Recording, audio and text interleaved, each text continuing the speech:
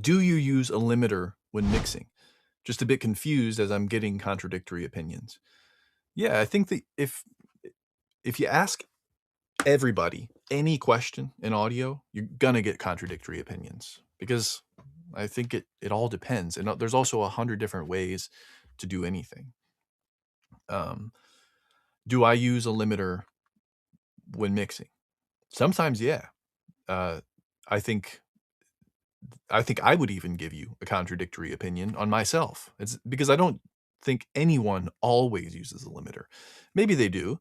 Maybe they found maybe they often mix the same genre and they find that a limiter on like the master bus or something is something they always put on because it glues the mix together. That's something I've often heard. But I know that not everyone does, and some people don't use a limiter in that way ever. They find different ways to create cohesiveness in the mix. So I would just ask you to understand a limiter and then decide for yourself if you want to use it or not. And one way to understand a limiter is to listen to what I'm about to say. But another way is just to experiment with it.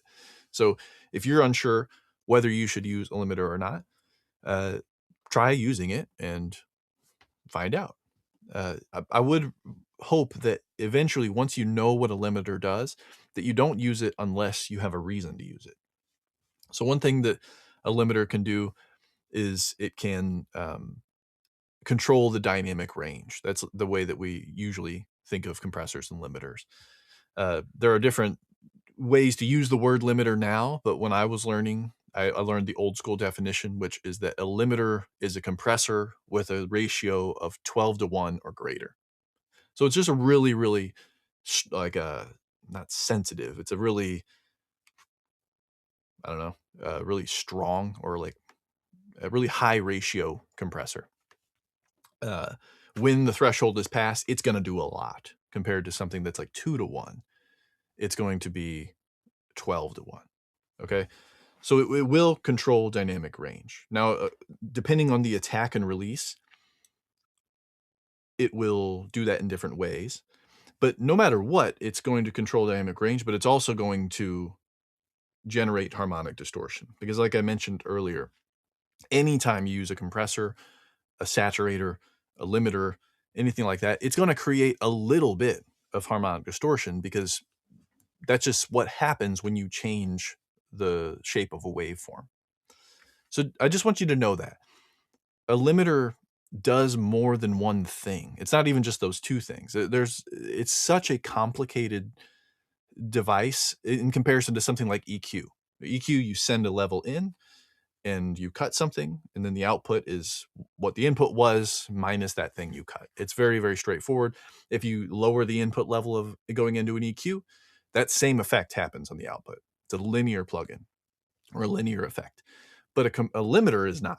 A limiter is a nonlinear effect, meaning that not only does it depend on the actual source material and maybe even the frequency content, but it also depends on how loud or soft the input signal is. So maybe you're sending into a limiter and it creates this much gain reduction and this quality of harmonic distortion, but then you just simply turn this input signal down. Well, now things have changed. So it's hard for anybody to say, yes, I always use a limiter in this situation.